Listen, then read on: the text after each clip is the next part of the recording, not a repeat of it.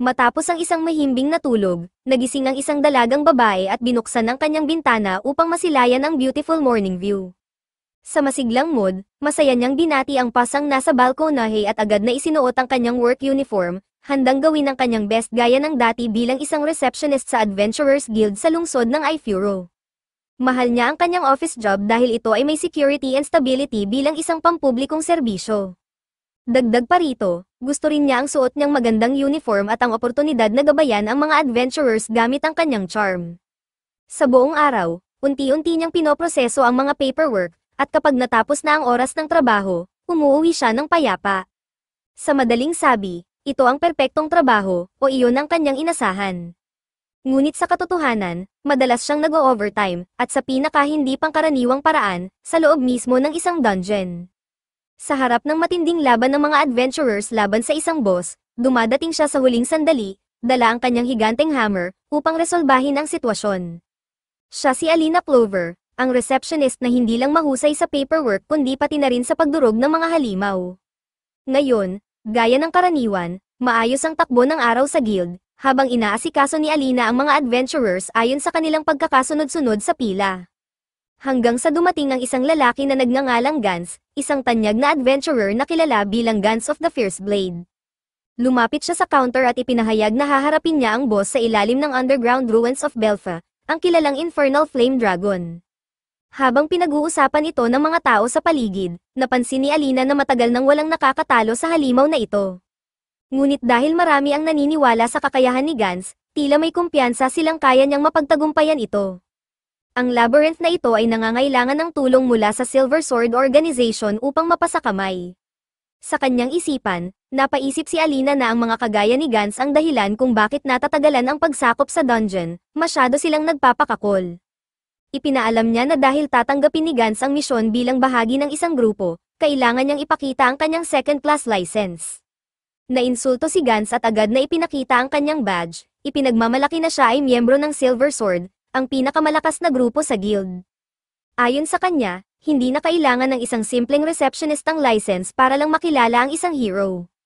Sa loob-loob niya, napabuntong hininga si Alina, kilala niya syempre ang lalaki, hindi niya ito makakalimutan dahil halos araw-araw niya silang inaasikaso.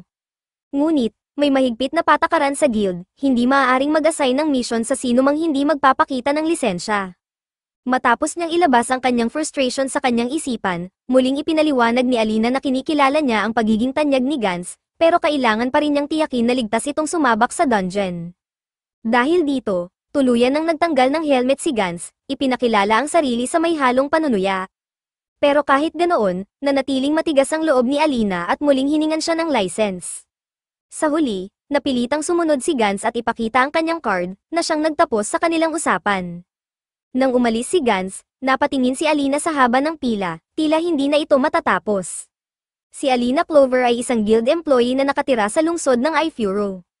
Noong unang panahon, sa kontinente ng Helia, ang kanilang mga ninuno ay nakatanggap ng mga biyaya mula sa mga Diyos na tinatawag na Das at ginamit ang mga ito upang bumuo ng isang maunlad at makabagong sibilisasyon. Matapos mawala ng walang paliwanag ang mga ninuno, kumalat ang mga halimaw sa buong kontinente, dahilan upang maging lubhang mapanganib ang mundo. Mahigit 200 years ago, nagsimulang maglakbay ang ilang matatapang na tao upang tuklasin ang mga dungeon ng kontinente, puksain ang mga halimaw, at magtayo ng mga lungsod sa kanilang Danaranan. Ang mga taong ito ay nakilala bilang adventurers, sa lahat ng guild offices na nangangasiwa sa mga adventurers, ang Isle Counter ang pinakamalaki sa lahat. Kapag sumasapit ang gabi sa lungsod ng Ifuro, nagsasama-sama ang mga adventurers sa mga tavern upang uminom, magdiwang, at pag-usapan ang kanilang mga misyon. Samantala, ang receptionist ay nananatili pa rin sa trabaho upang tapusin ang accounting at mga reports. Pagod na pagod, ipinatong ni Alina Clover ang kanyang ulo sa mesa at napabuntong hininga. Gusto na lang niyang umuwi, maligo, gumawa ng magaan na pagkain, at magbasa ng libro. Habang iniisip niya ito, naisip niyang iwan na lang ang natitirang gawain para sa kinabukasan. Ngunit alam niyang lalo lang itong dadami kung ipagpapaliban pa niya. Kaya't napagdesisyonan niyang tapusin kung ano ang kaya niya ngayon upang makauwi siya sa tamang oras bukas at maranasan ang tunay na peace sa kanyang tahanan. Upang manatiling gising, gumamit siya ng isang substance of dubious origin, isang bagay na hindi niya sigurado kung dapat ba talaga niyang iniinom. Ang punot dulo ng kanyang paghihirap ay walang iba kundi ang Infernal Flame Dragon, ang boss ng Belfa Ruins. Dahil walang sino mang makatalo sa halimaw na ito, patuloy na bumabalik ang mga halimaw sa dungeon, na nangangahulugan na walang katapusan ang mga misyon na tinatanggap ng mga adventurers. Dahil dito, araw-araw at gabi-gabi, hindi natatapos ang trabaho ni Alina, dahilan ng kanyang matinding frustration. Mahigit isang buwan na siyang nasa ganitong insane work rhythm, at hindi na niya ito kinakaya. Ang tanging paraan upang makamit niya ang kapayapaan ay kung may isang tao na tuluyang makakatalo sa dambuhalang halimaw. Sa pinakamalalim na bahagi ng Belfa Ruins, matinding pagsubok ang kinakaharap ng Silver Sword Group laban sa Infernal Flame Dragon. Ang tank ng grupo ay ginamit ang kanyang Cigar Wall ability upang protektahan ang kanyang mga kasama mula sa matinding apoy ng halimaw. Samantala, si Gans, na hindi direktang target ng atake, ay sinubukang atakihin ang dragon gamit ang kanyang axe. Ngunit kahit na buong lakas ang kanyang pag-atake, parang wala itong epekto sa halimaw, isang hampas lang ng dragon ay agad siyang ibinalibag sa pader. Kaagad na ginamit ni Luli ang kanyang healing spell upang iligtas si Gans, habang si Luaw ay nagcast ng Ember Spell, isang ice magic na nagpapalabas ng maraming ice spears na tumama sa dragon. Gayunpaman, nanatiling walang bahid ng pinsala ang halimaw. Sa puntong ito, napagtanto ng tank leader na wala silang laban. Inisip niyang mag-retreat, dahil halatang wala silang kakayahan upang talunin ang halimaw. Ngunit bago pa siya makapagdesisyon, isang misteryosong hooded figure ang lumitaw mula sa kadiliman. Isang napakalaking weapon ang kanyang pinatawag gamit ang isang ability na puno ng hatred, galit na matagal nang naiipon sa kanyang puso. Sa gitna ng naglalagablab na apoy ng dragon, isang babae ang tumalon sa ere, hawak ang kanyang dambuhalang hammer. Siya si Alina Clover, ang receptionist na hindi lang abala sa paperwork, kundi isa ring dalubhasang boss slayer. Sa isang napakalakas na hampas, ibinagsak niya ang kanyang hammer sa ulo ng dragon, dahilan upang maramdaman nito ang real pain sa unang pagkakataon sa laban. Sa galit, sinubukang durugin ng dragon si Alina gamit ang malalaking paa nito. Ngunit sa kanyang mabilis na agility, naaga pa niyang iwasan ang atake at muling ibinigay ang isa pang deadly strike. Sa puntong iyon, ipinakita ni Alina Clover ang isang malinaw na mensahe, ayaw na niyang mag-overtime. Ang matinding hampas ng hammer ay nagpatumba sa Infernal Flame Dragon, at sa pagbagsak nito, nabasag ang isang bahagi ng matibay nitong armor, nag-iwan ng malaking bitak. Nang maramdaman ng dragon ang banta, agad itong lumipad at muling nagbuga ng apoy, ngunit hindi na nakikipaglaro si Alina Clover ngayon. Mabilis niyang iniwasan ang apoy at muling tumalon sa ere, gamit ang matulis na bahagi ng kanyang hammer upang itarak ito sa matitibay na scales ng halimaw. Sa isang malakas na puwersa, napunit ang dibdib ng dragon, dahilan upang bumagsak ito sa lupa sa matinding sakit. Habang pinagmamasdan ang hindi inaasahang eksenang ito, ang leader ng Silver Sword ay napaisip kung nasa harapan ba siya ng kilalang executioner, isang misteryosong adventurer na kayang talunin ng mag-isa ang mga dungeon bosses na walang sino man ang nakakakaya. Matapos ang pagkatalo ng boss, lumabas ang mga item drops, at naisip ni Alina na baka sa wakas ay makakaalis na siya sa trabaho sa tamang oras kinabukasan. Ngunit hindi lahat ng bagay ay ayon sa kanyang plano. Kinabukasan, pagdating niya sa guild, agad niyang napansin ang isang flyer na may larawan ng hooded adventurer, hinahanap ito ng Silver Sword Group upang palitan si Gans of the Fierce Blade, na opisyal ng magre-retiro. Sa gitna ng kanyang pagkabigla, tinawag siya ng kanyang kasamahan na si Lila at tinanong kung may ideya siya kung sino ang formidable executioner. Nagkunwaring clueless si Alina, kaya ipinaliwanag ni Lila na ang executioner ay isang mahiwagang adventurer na bigla na lang sumusulpot upang sagipin ang mga adventurers sa panganib, tapos ay agad na nawawala nang hindi man lang nagbibigay ng pangalan. Ayon kay Lila, maraming adventurers ang tagahanga ni Jade Scrade, ang leader ng Silver Sword, ngunit mas cool daw ang executioner. Kung sakaling sumali ang taong ito sa Silver Sword, magiging walang talo ang grupo. Ngunit sa totoo lang, wala nang balak si Alina na masangkot pa sa gulong ito. Kung sakaling mahuli siyang nagsosolo ng bosses gamit ang isang forged license, siguradong matatanggal siya sa trabaho.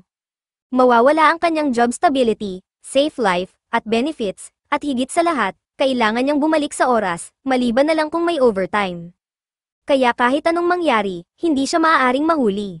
Samantala, sa Adventurers Guild Headquarters, abala ang leader ng Silver Sword sa paghahanap ng tunay na pagkakakilanlan ng executioner. Kahit may hinala siyang ito ay isang babae, hindi naniniwala sina Luli at Luaw, dahil sa laki ng sandatang dala nito. Ngunit nananatiling sigurado ang tank ng grupo, ang executioner ay isang black-haired, green-eyed girl. Sa kabila ng panggigipit ng kanyang mga kasamahan na makahanap agad ng bagong attacker, determinado siyang alamin ang katotohanan. Ang leader ng Silver Sword ay humiling ng kaunting dagdag na oras upang hanapin ang misteryosong tao bago gumawa ng desisyon. Matapos ang pulong, pumunta ang wizard at ang healer upang bumili ng sikat na donuts mula sa isang panaderia.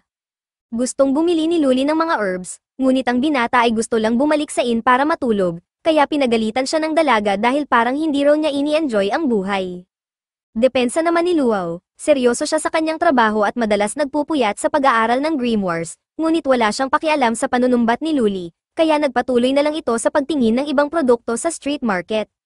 Samantala, sa isang madilim na eskinita, isang lalaking puno ng galit ang nagmumurang lahat ng tao ay akala niyang kaya siyang lokohin. Hanggang sa biglang lumitaw sa harapan niya ang isang misteryosong figura na may suot na skeleton mask. Sa kabilang banda, ang leader ng Silver Sword, si Jade Scrade, ay maingat na sinusuri ang isang relic sa kanyang kamay. Ang mga relics ay mga sinaunang gamit na naglalaman ng marka ng das at may kakayahang mag-imbak ng mga teknik mula sa mga ninuno. Para sa karamihan ng mga adventurers, isang pangarap ang magkaroon ng relic, ngunit nakakagulat na walang interes dito ang Executioner, kahit na natalo niya ang Infernal Flame Dragon. Sa katunayan, ang estilo ng pakikipaglaban ng Executioner ay walang kahit anong pagkakahawig sa Sigurd, ang relic na ginagamit ni Jade. Sa halip, parang isa itong Dia ability, isang teknik na matagal nang hindi nakikita sa mundo. Lalo itong nagbigay sa kanya ng motibasyon upang hanapin ang misteryosong mandirigma. Biglang lumakas ang ihip ng hangin, at sa paglingon niya, nakita niya ang isang babae na ang itsura ay eksaktong kahawig ng Executioner. Nang makita niyang pumasok ito sa aisle counter habang suot ang uniforme ng guild, napagtanto niya na ang matagal na niyang hinahanap ay ang guild receptionist mismo. Samantala, masaya si Alina Clover dahil tila mabagal ang trabaho ngayong araw, walang pila, walang problema, kaya maaari siyang mag-relax. Ngunit biglang lumapit sa kanyang counter ang isang lalaki, at nang makita niya kung sino ito, agad siyang kinabahan, ang leader ng Silver Sword mismo. Natatakot siya na hinahanap nito ang Executioner, lalo na't kitang-kita niya sa mukha ni Jade ang determinasyon. Sa walang paligoy-ligoy na paraan, sinabi ng lalaki na hinahanap niya ang isang warrior na lumitaw sa Belfar Ruins, isang mandirigmang may dalang malaking warhammer. Agad na itinanggi ni Alina Clover ang anumang kaalaman tungkol sa Executioner at nagkunwaring pupunta sa likod upang tanungin ang kanyang mga kasamahan. Ngunit bago pa siya makalayo, diretsong sinabi ng lalaki na malinaw niyang naaalala ang mukha ng mandirigmang may itim na buhok at berdeng mata, at pagkatapos ay binanggit mismo ang pangalan ni Alina Clover, tiyak na siya ang hinahanap. Sa pagkagulat ni Jade Scrade na ang Executioner ay nagtatrabaho bilang isang receptionist, biglang naramdaman ni Alina na unti-unting lumalayo sa kanya ang kanyang stable job. Ngunit determinado siyang hindi ito bibitawan, kaya inimbitahan niya ang lalaki upang mag-usap sa ibang lugar. Sa isang madilim na eskinita, inalok ni Jade ang gantimpala na siya mismo ang nakakuha matapos talunin ng Infernal Flame Dragon. Kinuha ito ni Alina, at habang hawak ang relic, nagkomento siya tungkol sa pambihirang tibay ng mga artifact na ito. Ngunit bago pa sumang-ayon si Jade, hinigpitan niya ang kanyang hawak at walang kahirap-hirap na dinurog ang relic gamit ang isang kamay. Diretsahan niyang sinabi kay Jade na gusto lang niyang mamuhay ng tahimik bilang isang receptionist, at kung gagawa siya ng kahit ano para sirain iyon, siguradong pagsisisihan niya ito ng husto. Sa madaling sabi, kung ayaw niyang matulad sa dragon na kanyang pinulbos sa dungeon, mas mabuting huwag na siyang magpakita sa harap niya muli. Matapos sabihin iyon, tumalikod na si Alina upang umalis, ngunit biglang hinawakan ni Jade ang kanyang braso at agad na inactivate ang cigar wall, pinatitigas ang katawan ni Alina upang pigilan ang kanyang pagtakas. Ayaw magpatalo ni Alina, kaya agad niyang tinawag ang kanyang hammer at muntik nang durugin si Jade, na sa huling sandali ay nakailag mula sa kanyang galit na atake. Habang papalapit ang pangalawang hampas, desperadong sumigaw si Jade at tinanong kung ang kanyang sandata ay isang Dia ability. Hindi naman alam ni Alina kung ano iyon, ipinaliwanag ni Jade na ang Dia abilities ay mga maalamat na techniques na matagal nang pinaniniwalaang nawala kasabay ng mga ninuno. Ang mga ito ay mas makapangyarihan pa kaysa sa Sigurd, na siyang pinakamalakas na kilalang relic sa mundo. Ngunit isinantabi ni Jade ang paksa at tahasang inamin na hindi siya narito upang makipaglaban, gusto niyang i-recruit si Alina sa Silver Sword. Napasim ang mukha ni Alina at nagbantang kakasuhan siya ng harassment, kaya agad na nilinaw ni Jade na nais lang niyang kunin siya sa kanilang grupo. Ngunit kung gusto lang talaga niyang manatili bilang receptionist, bakit pa niya pinatumba ang dungeon boss? Dito, Hindi na nagpatumpik-tumpik si Alina at diretsahang sinabi ang totoo, ayaw lang niyang mag-overtime. Para sa kanya, walang mas masahol pa kaysa sa bundok ng paperwork na nagkakapatong-patong araw-araw. Ang katotohanan ay ginagawa niya ang overtime upang ayusin ang trabaho at maiwasan ang overtime, ngunit ito ay isang crappy snowball na hindi natatapos. At bakit? Dahil maraming adventurers ang incompetent at tamad sa paggawa ng kanilang sariling misyon, kaya ang mga taong nasa likod ng operasyon, tulad niya, ang laging nasa sakripisyo. Kaya napilitan siyang gumawa ng paraan upang mabawi ang kanyang katahimikan. Ngunit ngayon, isang ulo lang abala sa kanya at gustong ibunyag ang kanyang lihim. Matapos ipaliwanag ang lahat, matigas niyang sinabi sa huling pagkakataon na hindi siya sasali sa kahit anong grupo. Nagbabala rin siya kay Jade na kung ipagkalat nito na siya ang executioner, siguradong pagsisisihan niya ito ng husto. Pagbalik niya sa trabaho, pinag-isipan ni Alina kung kailan kaya siya makakauwi sa tamang oras at mamumuhay ng tahimik. Ngunit bago pa man siya makapagpahinga, biglang sumulpot ang troubled man mula sa eskinita at sumigaw kay Lila, sinasabing bigyan siya ng isang secret mission. Nang marinig ito, napagtanto ni Alina na mas maraming overtime ang naghihintay sa kanya. Matapos ipaliwanag ni Lila na hindi nag-aalok ng secret missions ang kanilang guild, bigla siyang napaiyak, kaya lumapit si Alina upang protektahan ang kaibigan.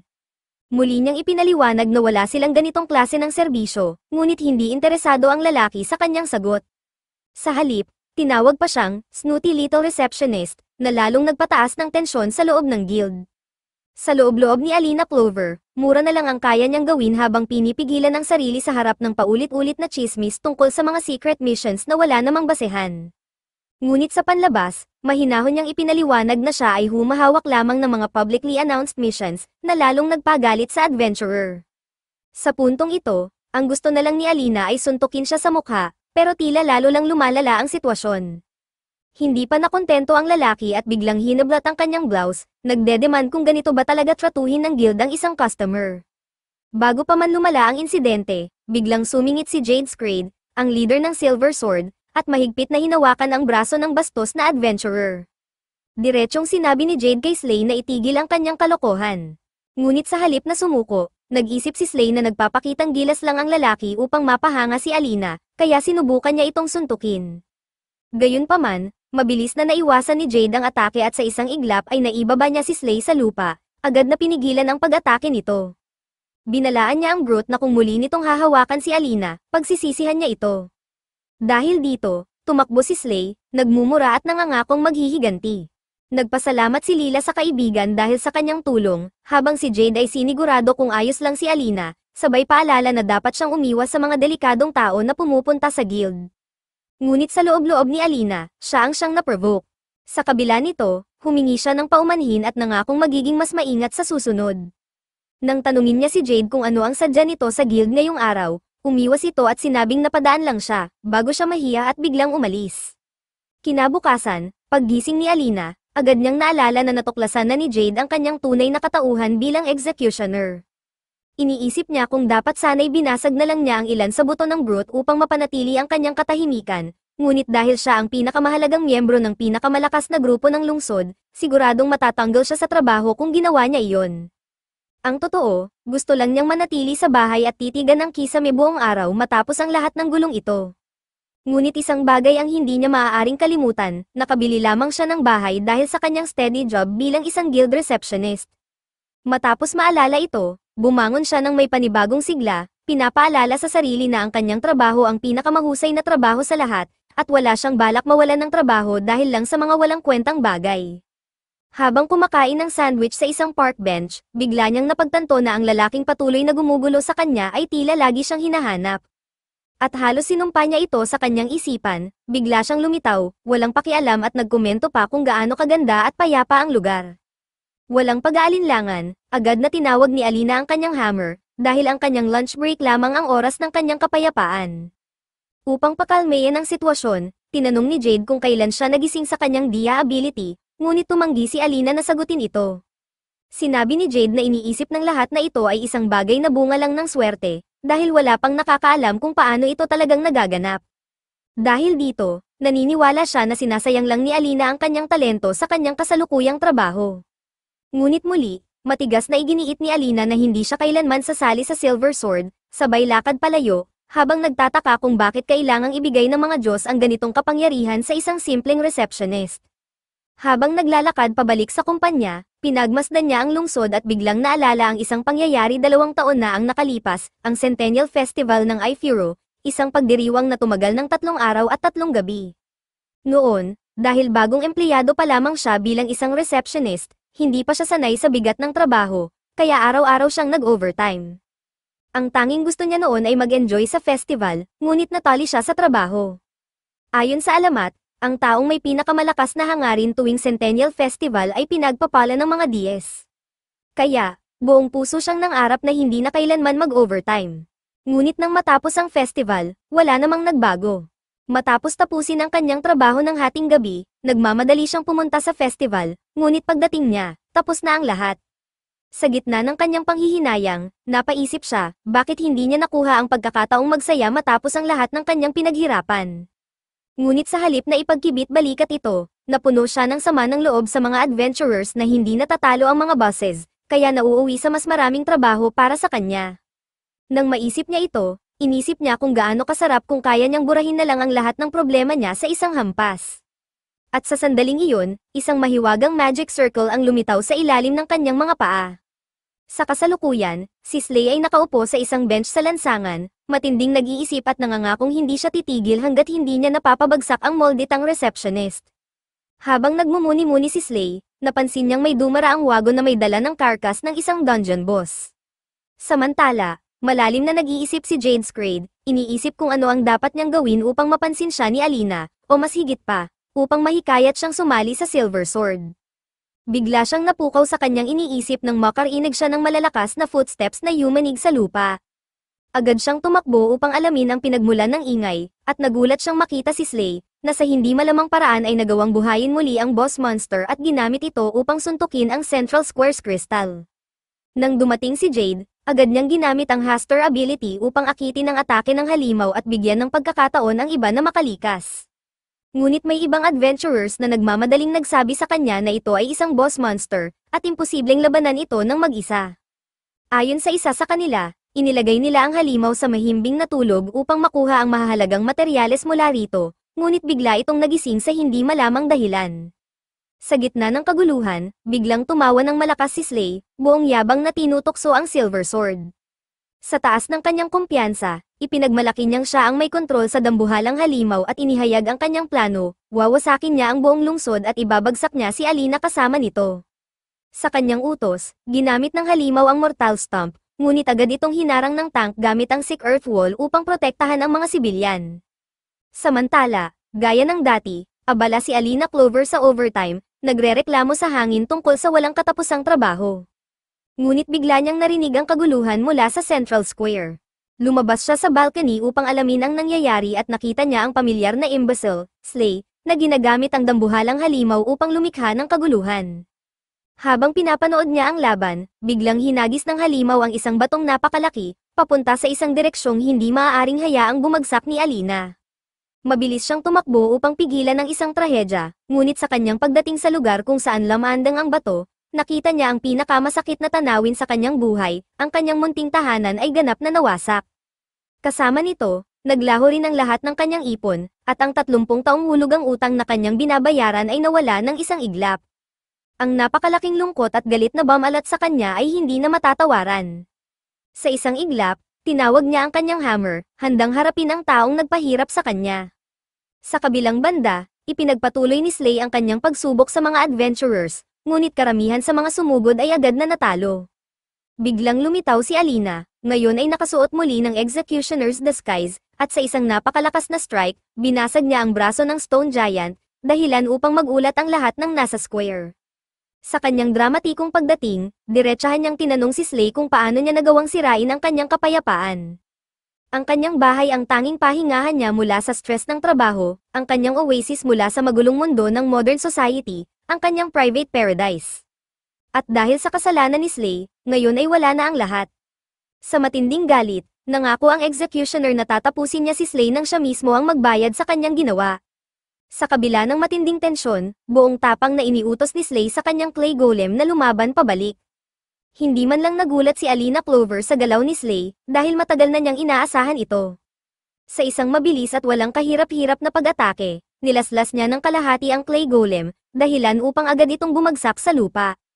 Nang makita ni Slay ang paparating na executioner, napuno siya ng takot habang itinaas ni Alina ang kanyang hammer at malamig na tinanong siya kung kailan siya matututo na huwag sirain ang pag-aari ng ibang tao. Sa huling iglap, ibinagsak niya ang kanyang sandata, lumikha ng isang napakalakas na alon ng alikabok sa buong square, ngunit ang totoo, hindi niya tinamaan si Slay, kundi ang lupa sa tabi nito. Maya-maya, habang mag-isa niyang tinitingnan ang nawasak niyang tahanan, malungkot niyang ibinahagi sa Silver Sword kung gaano kahalaga sa kanya ang kanyang tahanan, ang kanyang kapayapaan. Ngayon, hindi pa niya alam kung saan siya titira kinabukasan. Sa puntong iyon, nag-ipon ng lakas ng loob si Jade Screed at inihayag na maaari siyang tumira sa kanyang bahay. Ngunit sa isip ni Alina, hindi ito ang oras para sa mga biro. Malinaw na pupunta siya sa isang hotel, ngunit dahil sa napakaraming problema na idinulot ng reklamador na iyon, siguradong lalo lang siyang magtatrabaho ng mas matinding overtime.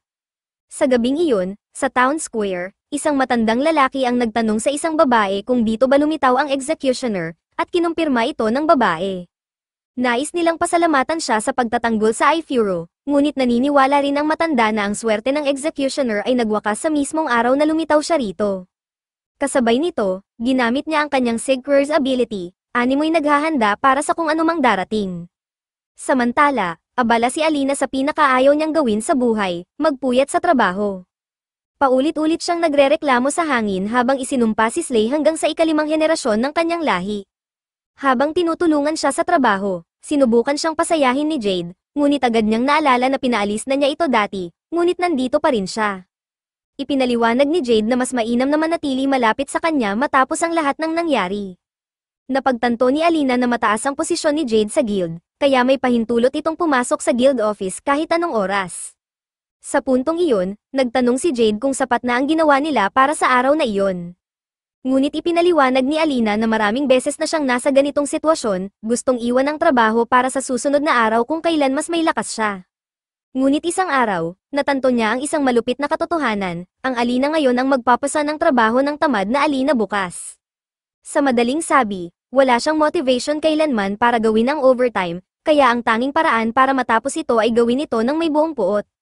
Sa kabila ng kanyang litanya, nasurpresa si Alina nang mabilis na isumite ni Jade ang mga corrective forms nang walang kahit anong mali, isang bagay na hindi niya inasahan mula sa isang adventurer.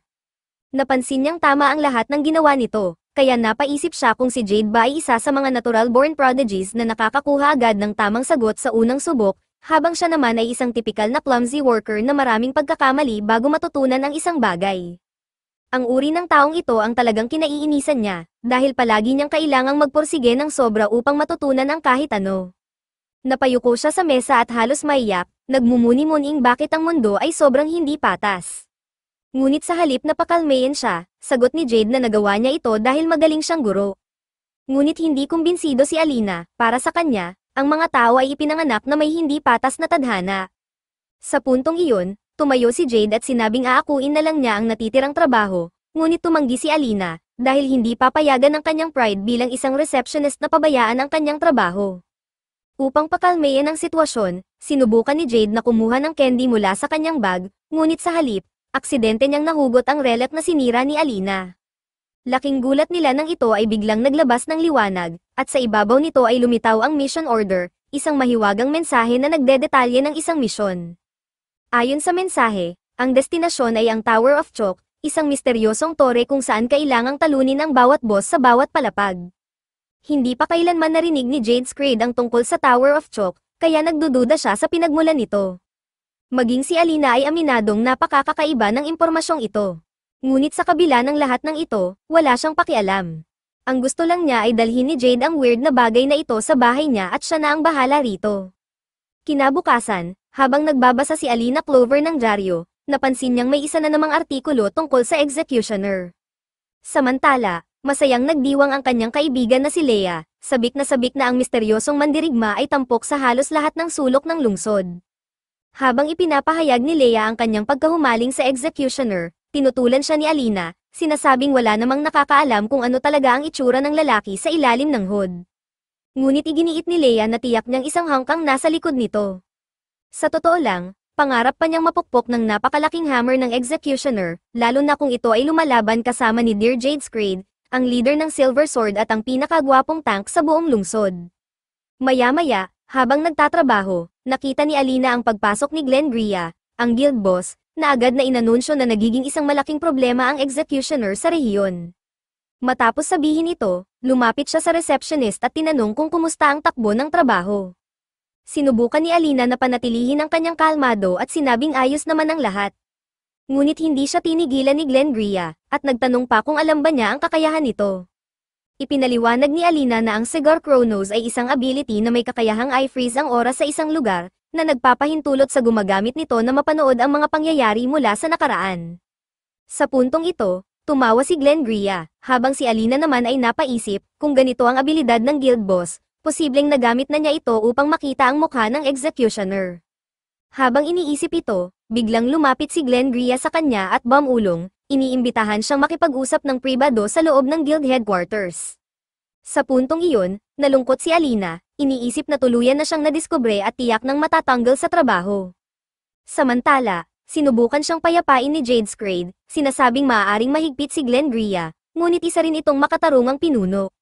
Ngunit sa halip na magpasalamat, dinatdo ni Alina ang snitch, sigurado siyang si Jade ang nagsumbong sa kanya. Agad namang nagdepensa si Jade, sinasabing wala siyang sinabi kahit kanino. Ngunit hindi kumbinsido si Alina, kaya sa kanyang isipan, hiniling niyang sana'y mabangga ni Jade ang kanyang paa sa isang dresser at mamatay sa sakit. Habang nagaganap ito, halos mapabulala si Luli na siguradong may gusto si Jade kay Alina, ngunit bago pa man siya makapagsalita, mabilis siyang tinakpan ng bibig ni Luau, tila ayaw nitong palalain pa ang sitwasyon. Maya-maya pa, sa Guild's training field, isang hindi inaasahang pangyayari ang naganap, tinawag ni Glenn Gria si Alina Clover at hinamon siya sa isang laban. Alam niyang siya ang Executioner, at handa siyang subukin ito. Ngunit may isang kasunduan, kung matalo si Alina, kailangan niyang sumali sa Silver Sword Guild. Ngunit kung siya ang mananalo, hahayaan na siya ng guild at pananatilihin ang kanyang posisyon bilang isang receptionist. Walang pag-aalinlangan, agad na tinawag ni Alina Clover ang kanyang Warhammer, at sa sandaling iyon, tuluyan ang napagtanto ni Luau at Luli na siya nga talaga ang Executioner. Nang mapagdesisyonan ng Guildmaster na lutasin ang alitan sa pamamagitan ng labanan, hindi na nagatubili si Alina, sumugod siya ng walang pag-aalinlangan sa kanyang kalaban. Sa pagharap sa kanya, agad namang inactivate ni Glenn Gria ang kanyang Cigar Chronos ability. Nang tumigil ang daloy ng oras, napagtanto ni Glenn ang isang nakakagulat na bagay, ang babaeng ito ay higit pa sa isang Executioner. Siya ay maaaring isang divine beast o maging isang malevolent god. Ngunit bago pa niya maunawaan ang lahat, binasag ni Alina ang mismong time barrier na itinakda niya, isang bagay na dapat ay imposible. Sa pagbasag ng harang, naguluhan si Alina at tumingin sa paligid upang maunawaan kung ano ang nangyayari. Sa isang tahimik ngunit matatag na tono, ipinaliwanag ni Glenn Gria na nasa kanyang observation room sila, isang lugar na nasa labas ng normal na daloy ng oras, kung saan siya lamang ang dapat makagalaw. Ngunit sa hindi maipaliwanag na dahilan, nagawa ni Alina ang imposible. Habang natatawa, sumuko na lang ang Guildmaster at kinansela ang kanyang ability. Lalong nalito si Alina at galit na nagtanong kung ano talaga ang nangyayari. Dinala siya ni Glenn sa isang lihim na lugar upang ipaliwanag ang tunay na dahilan ng kanyang hamon, gusto lang niyang subukin ang tunay na kakayahan ni Alina. Doon, isang babae ang lumapit at ipinaliwanag ang tatlong pangunahing kategorya ng abilities, region type mga kakayahang may kinalaman sa pagpapagaling at pagbawi ng enerhiya. Cigar type mga pambihirang kakayahang may kinalaman sa pagmanipula ng oras at espasyo. Dia type ang pinakabihirang uri, na mas mataas pa ang lakas kaysa sa iba. Ayon sa sistema, ang mas mababang uri ay maaari lamang matalo ng mas mataas na uri, at dahil nagawa ni Alina na lampasan ang Cigar Chronos, malamang na siya ay isang Dia type. Ngunit wala siyang interes sa usapang ito, tumayo siya at nagbanta na kung may isang salita pang lalabas tungkol sa pagsali niya sa guild, hindi na niya sila titigilan. Ngunit bago siya makaalis, biglang tinanong ni Glenn Gria kung narinig na niya ang Tower of Chalk. Napakunot noo si Alina at tinanong kung ano ang kinalaman nito sa kanya. Ipinaliwanag ni Glenn na natuklasan niya ang bagong dungeon na ito matapos niyang simulan ng isang pagsisiyasat batay sa ulat ni Jade. Ang mission report na lumabas mula sa relic ay isang lihim na misyon na nakatago sa loob ng maraming henerasyon ng mga ninuno. Nang mawalan ng pasensya, hinawakan ni Alina si Glenn sa kwelyo at diretsahang sinabi ang kanyang conclusion. Wala siyang pakialam sa mga sikreto ng mga ninuno, dahil ang tanging ibig sabihin nito sa kanya ay mas maraming misyon, mas maraming trabaho, at higit sa lahat, mas maraming overtime. Sa puntong iyon, napagtanto ni Glenn Gria ang totoo, naging executioner si Alina hindi dahil sa ambisyon, kundi para lamang makaiwas sa mas maraming trabaho. Sa pagtawa, sinubukan niyang kumbinsihin si Alina na kung tutulong siya sa expedition ng Silver Sword, mabibigyan siya ng sapat na kompensasyon. Ngunit tumaas lalo ang inis ni Alina, dahil hindi ba't pinanggako nilang hindi na siya guguluhin. Ngunit ngayon, bumabalik na naman sila sa mga twisted talks of missions. Sa kanyang pagtalikod upang umalis, sinubukan siyang pigilan ni Glenn Gria sa pamamagitan ng isang alok na hindi niya matatanggihan, dodoblehin niya ang bilang ng mga receptionist sa iFiro counter kung sasama siya sa expedition. Napahinto si Alina, naglagay ng kanyang mga kamay sa kanyang dibdib, at pinag-isipan ito ng maigi. Kung magkakaroon ng mas maraming receptionist, hindi na siya kailangang gumawa ng lahat ng trabaho mag-isa. Ibig sabihin, makakaalis siya sa trabaho on time araw-araw. Ito ang pinakamalaking pangarap ng isang prinsesa tulad niya. At dahil dito, sa wakas, pumayag siyang tumulong sa expedition. Pagkatapos ng lahat ng ito, nagising si Alina sa isang kakaibang lugar, hindi na sa kanyang tahanan, dahil winasak na ito, kundi sa isang napaka-engranding silid. Ang kama ay kasinlaki ng isang bangka, at ang muebles ay napakapino at mahal tingnan. Matapos magising, hiniga muli ni Alina ang kanyang sarili, napagtantong ito ang perpektong pagkakataon upang matulog pa ng mas matagal. Ngunit bago pa siya muling makatulog, may kumatok sa kanyang pinto upang sunduin siya. Makalipas ang ilang oras, dumating ang grupo sa Elm Canyon, ang unang lokasyon sa kanilang expedition. Dito, sa wakas ay nagpakilala muli ang white mage ng grupo, si Lul Ashard, ang kanilang healer. Si Lola Blender, isang black mage, ang nagpaliwanag na siya ay isang rear attacker, isang uri ng mandirigma na sumusuporta mula sa malayo, habang si Alina naman ang sumasalo sa melee combat. Sa halip na sumagot ng diretso, ipinakita ni Alina ang kanyang work card at matigas na sinabi na siya ay nasa ilalim ng isang formal employment contract sa gobyerno, isa siyang empleyado, hindi isang adventurer. Samantala, tinawag ni Jade Scrade ang kanyang mga kasamahan upang umalis na. Napansin ni Luaw na tila asong ayaw sa tali si Alina, kaya napabulong siya na mukhang sawang-sawa na ito sa paglalakbay. Sumabat si Jade, ipinaliwanag na isinuko ni Alina ang kanyang bakasyon upang makasama sila, kahit na para sa kanya, isang araw lang iyon, masyadong maikli upang ituring bilang isang sakripisyo. Pagkarinig nito, nasaktan ng pride ni Alina, sa inis, agad niyang hinawakan ang kwelyo ni Jade at matinding niyugyog ito, sabay pinilit siyang ulitin na, ang bakasyon ay isang mahalagang karapatan. Ayon kay Alina, ang bakasyon ay ang pinakamataas na gantimpala ng isang manggagawa, ang tanging oras ng ganap na pahinga, at ang pinakapinapahalagahang universal right na kailanman ay umiiral. Habang nagkakagulo sila, itinuro ni Luli ang Tower of Chalk na nasa harapan nila. Pagdating nila sa tore, agad na nagtanong si Alina kung nasaan ang iba pang mga adventurers, dahil tila sila lang ang narito. Ipinaliwanag ni Jade na mahigpit na pinaghihigpitan ng guild ang impormasyong ito, kaya tanging ang may Class 1 licenses lamang ang may alam sa pag-iral ng dungeon na ito. Bago sila pumasok, ipinakita ni Jade ang isang relic na espesyal na ginawa ng guild para sa Silver Sword, isang guidance crystal na isinusuot ng bawat kasapi. Ang relic na ito ay may mahalagang tungkulin, inaalerto nito ang iba kapag nasa bingit ng kamatayan ang isang kasamahan. Sa halip na humanga, naisip ni Luaw kung magkano ang halaga ng bagay na ito sa black market, kaya nagbiro siyang baka gustong ibenta ni Alina ang kanya.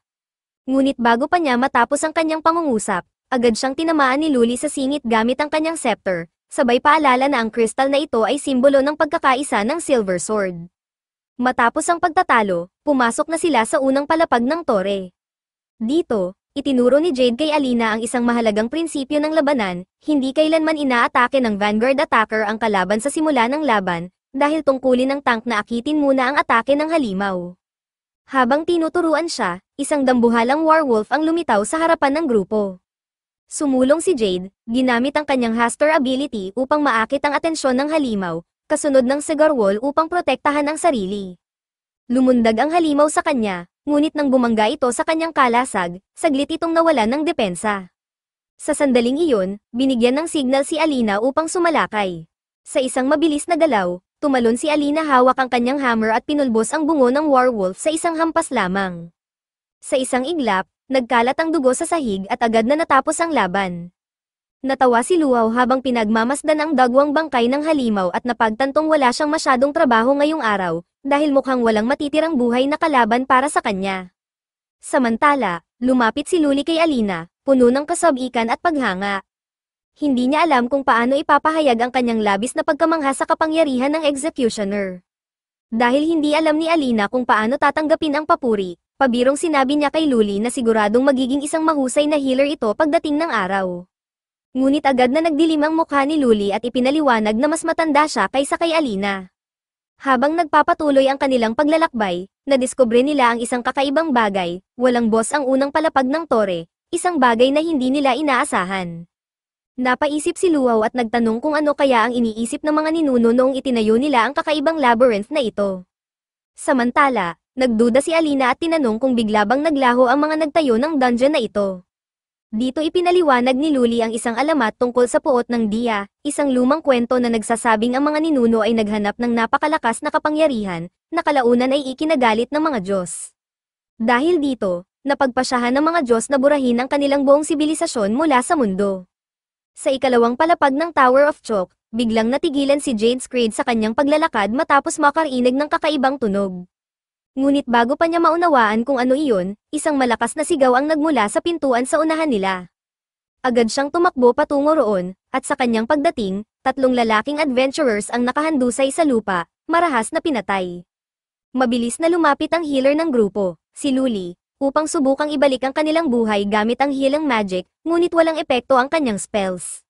Habang pinagmamasdan ang kakilakilabot na eksena, biglang bumalik sa alaala ni Alina Clover ang isang katulad na trahedya sa kanyang kabataan. Napansin ito ni Jade, kaya agad niyang sinabihan si Alina na huwag nang tumingin at lumayo sa eksena. Sa masusing pagsusuri sa mga bangkay, napagtanto ni Jade na ang isang matibay na tank sa grupo ay namatay agad, ang kanyang shield ay diretsyong bumaon sa kanyang katawan, na tila walang depensa laban sa umatake. Isang patunay na hindi ito basta-bastang halimaw lamang. Sa gitna ng tensyon, napansin nilang may isa pang guild member na buhay pa, si Rufus. Agad nila siyang nilapitan, at bagamat mahina at sugatan, nagawa niyang itumuro ang direksyon kung saan dumating ang kanilang kalaban. Sinabi niya na ito ay isang humanoid monster na ginamit ang isang kakaibang skill upang atakihin sila. Bago pa man nila maproseso ang kanyang sinabi, isang malaking paniki ang lumipad pababa, naaakit ng amoy ng dugo, at mabilis na lumipad patungo kay Luli upang umatake.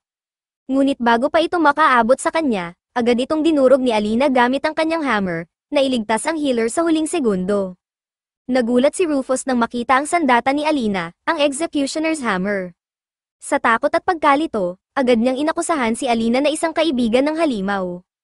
Ayon kay Rufus, ang monster na umatake sa kanila ay gumamit din ng isang white magical circle upang mag-summon ng sandata, isang teknikang kapareho ng ginagamit ni Alina. Matapos akusahan ni Rufus si Alina Clover bilang isang halimaw, lalo pa niyang nilakasan ang kanyang pananalita at tinawag siyang isang nilalang na hindi dapat pagkatiwalaan. Matapos ang ekspedisyon, iniulat ni Jade Screed kay Guildmaster Glenn Gria ang nangyari, ang grupo ni Rufus, na pangalawa lamang sa Silver Sword sa lakas, ay walang laban sa halimaw na nakaharap nila. Dahil dito, isinasaalang-alang ni Glenn ang posibilidad na isara ang Tower of G's, ngunit sa hindi inaasahang pagkakataon, pumasok mismo si Rufus. Galit na tinawag ng mga duwag sina Jade at Glenn sa pagnanais nilang itigil ang conquest missions. Ipinaliwanag ni Jade na nakita mismo ni Rufus ang panganib na dala ng halimaw, ngunit mariing tumutol si Rufus at sinabing wala nang mas nakakainis sa kanya kundi ang katotohanang si Jade ang nasa Silver Sword, dapat siya ang kabilang sa grupong iyon. Dahil sa labis na galit, nangamba si Jade sa kanyang susunod na hakbang. Walang kontrol sa kanyang emosyon, nagbanta si Rufus na ibubunyag sa lahat na ang executioner ay isang nakatagong halimaw, at kung ayaw ni Jade na mangyari iyon, kailangan niyang patalsikin si Alina mula sa grupo at bumalik kasama siya sa Tower of G's. Ang totoo, gusto lang ni Rufus na makuha ang mga special relics sa kailaliman ng tore, mga artifacts na may kakayahang magbigay ng Dia abilities. Ngunit matigas ang paninindigan ni Jade, hindi niya isasakripisyo ang buhay ng kanyang mga kasamahan para sa mga walang basehang chismis.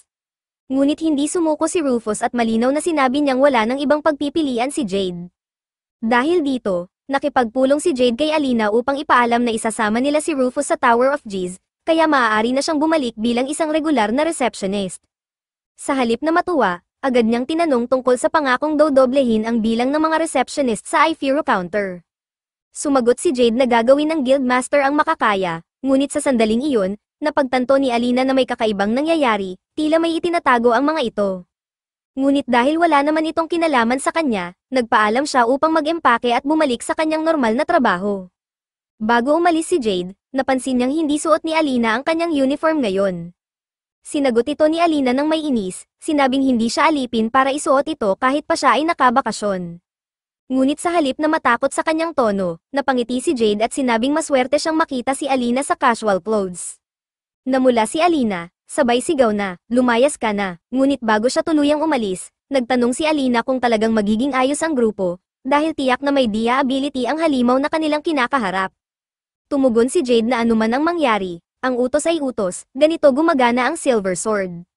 Ngunit nangako siya na babalik silang lahat ng buhay. Sa paglabas niya sa pintuan, nakita ni Alina ang isa pang lalaki sa loob ng Adventurers Guild, at sa sandaling iyon, isang lumang alaala ang bumalik sa kanyang isipan, isang memorya tungkol sa kanyang tiyuhin, si Shroud. Sa nakaraang alaalang ito, si Alina ay isang batang babae pa lamang na naglingkod ng inumin kay Shroud sa isang tavern. Labis siyang nasasabik malaman kung paano ang buhay ng isang adventurer, dahil pangarap niyang maging isa sa hinaharap. Ngunit tinutulan ito ni Shroud, sinabing mas mabuti pang magkaroon siya ng isang ligtas at maayos na trabaho bilang isang receptionist kaysa makisali sa ganitong klaseng panganib. Ngunit hindi sumuko si Alina, hinampes niya ang mesa at iginiit na gusto niyang sumama sa kanyang tiyuhin sa mga misyon.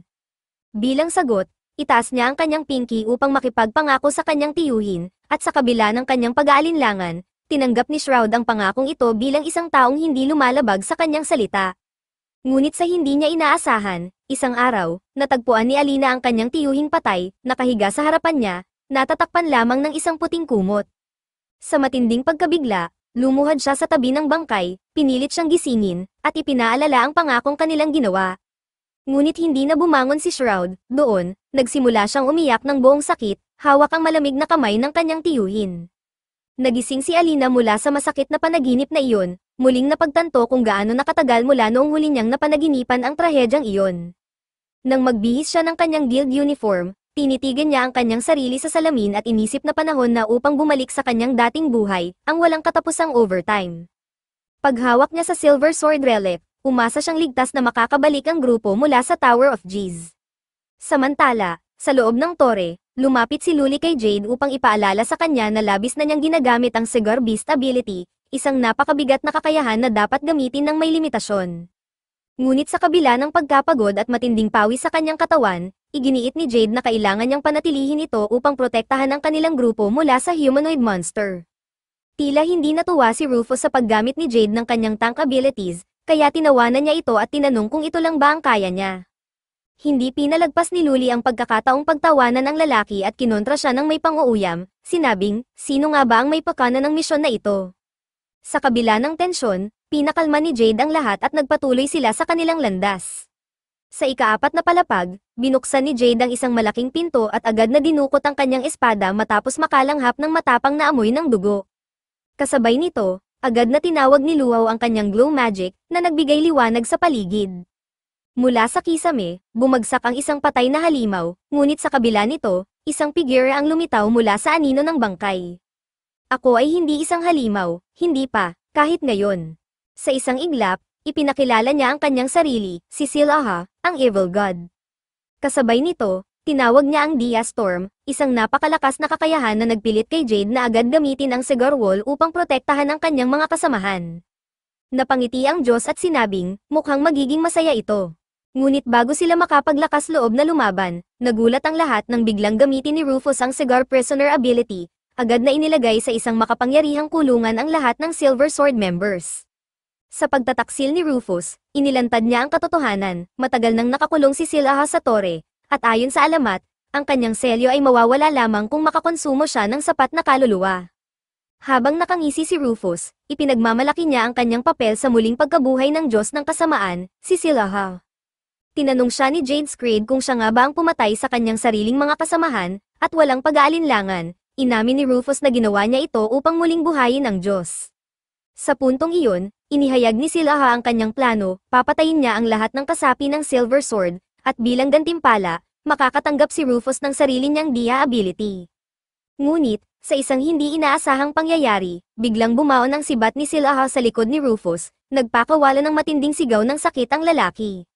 Habang naghihingalo, tinanong ni Rufus kung bakit siya tinaksilan, ngunit malupit na sinagot siya ng Diyos, lahat ng tumatahak sa aking landas ay kinakain ko, walang sino man ang may exemption. Sa pagpanaw ng gumagamit ng cigar prisoner, nawala ang spell na bumihag sa mga kasamahan ni Jade. Samantala, ang kaluluwa ni Rufus ay lumutang paitaas at tuluyang nilamon ni Silahha. Napangisi ang Diyos habang ninanamnam ang panlasa ng kasamaan at kasakiman ng taong iyon. Ngayon, oras na upang matikman niya ang kaluluwa ng iba pang naroroon. Sa isang nakakatakot na hakbang, itinutok ni Silahha ang kanyang sandata sa grupo, handa nang umatake. Sa kabilang banda, si Alina Clover, na walang kamalay-malay sa nangyayari, ay abala sa kanyang trabaho bilang receptionist, may ngiti sa kanyang mukha. Ngunit sa kaloob-looban niya, hindi niya maalis ang kanyang pag-aalala sa Silver Sword, lalo na matapos marinig ang mga huling sinabi ni Jade, kahit hindi nila matalo ang kanilang kalaban, kailangan nilang sundin ang iniatang na misyon sa kanila. Upang kalimutan ang kanyang pag-aalala, itinago niya ang guild necklace ng kanyang grupo at pilit na iniling ang kanyang ulo, sinisikap iwaksi ang masamang pakiramdam. Samantala, sa loob ng Tower of G's, nag-aalangan ang grupo habang unti-unting lumalapit si Silahha matapos walang kahirap-hirap na pabagsakin ang unang adventurer. Alam ni Jade na walang laban ang kanyang cigar abilities laban sa isang Diyos na may D-level powers. Natigil ang buong grupo sa takot, nanginginig habang pinagmamasdan ang paparating na halimaw. Ngunit bago makapagbigay ng unang atake ang Diyos, mabilis na nag-react si Luau, gamit ang kanyang Aegis Magic upang ipagtanggol ang grupo. Ngunit sa isang iglap, madaling naitaboy ni Silahha ang spell, tumawa at sinabing, ano to? Isa bang biro, habang nagmamadaling naghahanap ng paraan upang ipagtanggol ang kanilang sarili, agad na ginamit ni Luli ang Immortal's Blessing sa tank ng grupo, si Jade, upang palakasin ang kanyang depensa. Ngunit kahit na nasa proteksyon ng blessing, itinapon ni Silahha ang kanyang sibat patungo kay Jade, tumama sa kanyang kalasag, at pinunit ang isang bahagi nito. Sa kabila ng cigar wall defense, nasugatan si Jade sa balikat, isang patunay ng napakalaking lakas ng Diyos. Mabilis namang gumaling ang sugat niya, salamat sa kapangyarihan ng Immortal's Blessing. Napansin ito ni Silahha, at sa kanyang matinding pagnanasa sa healing ability, inihayag niya na kukuhanin niya ito para sa kanyang sarili gamit ang kanyang Dia Drain ability. Sa isang nakakakilabot na ritual, tinawag ni Silahha ang Envy Mirror, isang dambuhalang salamin na may kapangyarihang nakawin ang kakayahan ng kanyang target. Agad niya itong itinapat kay Luli, na nagdulot ng matinding takot sa healer. Sa takot, sinigawan siya ni Jade na tumakbo, ngunit bago pa siya makagalaw, naglabas ng napakalakas na liwanag ang Envy Mirror, tumama sa katawan ng healer at kinuha ang kanyang scepter mula sa kanyang kamay, tinapon ito sa direksyon ng Diyos. Bago pa makasigaw si Luli, hinawakan ni Silahha ang kanyang scepter at walang kahirap-hirap na binali ito sa 2 piraso. Habang nagbibiruan sina Alina at Lila sa opisina, napansin nilang nagliliwanag ang Silver Sword pendant ni Alina, isang senyales na may isang kasamahan nila ang nasa bingit ng kamatayan. Sa sandaling iyon, bumalik ang isang mapait na alaala kay Alina, ang araw na natagpuan niyang patay ang kanyang tiyuhin, si Shroud, at sa takot na maulit ang parehong trahedya, bigla siyang tumakbo palabas ng opisina nang hindi nagpaalam. Samantala, sa Tower of G's, nagliliyab ang laban sa pagitan ng Silver Sword at ng Evil God Silahha, matapos ipakita ng huli ang kanyang Dia of Judgment, isang malupit na teknik kung saan lumulutang ang napakaraming espada na nakatutok sa kanilang lahat. Alam ni Jade Screed na tiyak na mamamatay ang kanyang mga kasamahan kung tatamaan ng mga ito, kaya buong tapang niyang ginamit ang Cigar Blood, isang abilidad na sapilitang nagdidirekta ng lahat ng atake sa kanya. Sa desperasyon, tinanong ni Luli kung balak ba talaga niyang isakripisyo ang sarili niya, ngunit bago pa siya makasagot, pinakawalan na ni Silahha ang unang espada, tumagos ito sa kalasag ni Jade at dumiretso sa kanyang tiyan, ngunit sa halip na bumagsak, hinamon pa niya ang Diyos na ipagpatuloy ang pag-atake. Napangisi si Silahha, gustong makita kung hanggang kailan tatagal ang tao sa kanyang harapan, kaya nagpadala pa siya ng isa pang espada na tumama sa kanang hita ni Jade, dahilan upang mawalan ito ng lakas sa paa at bumagsak sa isang tuhod. Napasigaw si Luli at mabilis na tumakbo patungo kay Jade, ngunit hinatak siya ni Luau, binuhat sa kanyang balikat, at pilit na inilayo mula sa laban, sa kabila ng kanyang paghiyaw na huwag iwan ang kanilang leader. Sa puntong iyon, buong yabang na tinanong ni Silahha si Jade kung ito na ba ang katapusan niya, iniwan ang kanyang sariling kasamahan habang siya ay nag-e-enjoy sa kanyang paghihirap, ngunit sa isipan ni Jade, Wala siyang ibang iniisip kundi ang bumili ng sapat na oras upang makaligtas ang kanyang mga kaibigan, iyon ang kanyang tungkulin bilang isang tank. Natatawa si Silaha habang iniisip kung ilang espada pa ang kaya niyang ibaon sa katawan ng tao sa kanyang harapan. Ngunit sa kabila ng matinding sakit, isang mukha lang ang pumasok sa isipan ni Jade, si Alina Clover. Ang babaeng laging nakasimangot ngunit may kakaibang sigla sa kanyang kilos. Ang babaeng minsan ay iniisip niyang mas matanda kaysa sa tunay niyang edad ngunit sa katunayan ay mas childish pa sa iniisip niya. Ang babaeng laging sinusubukang lutasin ang lahat ng problema sa pamamagitan ng dahas, at higit sa lahat, ang babaeng may kakaibang ningning sa kanyang mukha tuwing nakakaalis siya sa trabaho sa tamang oras, na tila iyon na ang pinakamagandang bagay sa mundo. Sa gitna ng kanyang malagim na kapalaran, isang bagay lang ang tanging hiniling ni Jade Scrade, mas maraming oras upang tamasahin ang mga bagay na tunay na mahalaga sa buhay. Sa gitna ng labanan, buong tapang na isinigaw ni Jade Scrade na kung ikukumpara sa Warhammer ni Alina Clover, ang mga atake ni Silaha, ang Evil God, ay wala lang, isang walang kwentang lakas na hindi kayang itapat sa tunay na puwersa ng Executioner. Samantala, habang mabilis na tumatakbo si Alina patungo sa Crystal Portal ng Guild Matrix, isang bantay ang hamarang sa kanya at itinutok ang kanyang espada, nagtataka kung bakit siya naroroon sa ganoong oras. Ngunit agad nitong napansin ang kanyang guild uniform at kinilala siya bilang isang receptionist, ipinaliwanag na ang portal na iyon ay nag-uugnay lamang sa mga dungeons, at kung nais niyang makarating sa ibang lungsod, dapat niyang gamitin ang Ifiro portal. Hindi maaaring ipaalam ni Alina ang kanyang tunay na pagkakakilanlan, kaya saglit siyang nag-isip ng palusot habang iniisip ang kabalintunaan ng kanyang sitwasyon. Ang mga adventurers ay namamatay dahil pinili nilang mabuhay sa panganib. Ngunit siya mismo ay pumili ng isang tahimik na trabaho upang maiwasan ang ganoong kapalaran, nagsusumikap araw-araw para sa isang stable at safe na buhay. Ngunit ngayon, tila itinapon niya ang lahat ng iyon sa isang iglap, isinusuwong ang sarili sa gulo na wala naman siyang obligasyong solesyunan. Ngunit bago pa siya makapagdesisyon kung dapat pa siyang magpatuloy, biglang lumiwanag ang kanyang magic stone, isang senyales na malapit nang mamatay ang isang kasamahan. Wala nang pag-aalinlangan, tinawag niya ang kanyang Warhammer, at sa harap ng mga sundalo, inilantad niya ang kanyang tunay na katauhan bilang executioner. Wala nang atrasan, tumindig siya ng buong tapang, itinaas ang kanyang sandata, at nagbabala na pupunta sa ilalim ng impyerno ang sinumang haarang sa kanyang daan. Samantala, sa loob ng Tower of G's, halos mawalan na ng malay si Luau, sugatan at inihagis ng halimaw sa pader ng may matinding puwersa. Hindi na siya gumagalaw, sa takot at pag-aalala, tumakbo si Luli patungo sa kanya, umiiyak habang sinusubukang pagalingin siya, ngunit wala siyang magawa, wala siyang scepter upang gamitin ang kanyang magic. Sa kabila ng kanyang kahinaan, mahina ngunit matatag na sinabi ni Luau na dapat siyang tumakas, ngunit matigas ang pagtanggi ni Luli, hindi niya iiwan ang kanyang kasamahan. Sa isang iglap, muling umatake ang dambuhalang halimaw, at sa desperasyon, niyakap ni Luli ang katawan ni Luau, itinaas ang kanyang mga kamay upang protektahan siya mula sa nakamamatay na hampas ng halimaw. Ngunit bago pa bumagsak ang halimaw sa kanila, isang anino ang lumipad mula sa itaas, si Alina Clover, hawak ang kanyang Warhammer, at sa isang solong hampas, pinulbos ang ulo ng halimaw, agad itong namatay. Pagkatapos ng labanan, agad niyang iniabot kay Luau ang isang bote ng Angel Wing, habang si Luli, na halos hindi makapaniwala, ay lumuhad sa harapan ng executioner at nakiusap na sagipin si Jade. Sa pangambang huli na ang lahat, ipinaliwanag ni Luau na mag-isa na ngayong nakikipaglaban si Jade laban kay Silaha, ang Diyos na kumakain ng mga kaluluwa gamit ang kanyang ga-ability. Wala nang sinayang na oras si Alina, sumugod siya sa loob ng Tower of G's, lumampas sa bawat hadlang, patuloy na tinutunton ang kanyang kasamahan.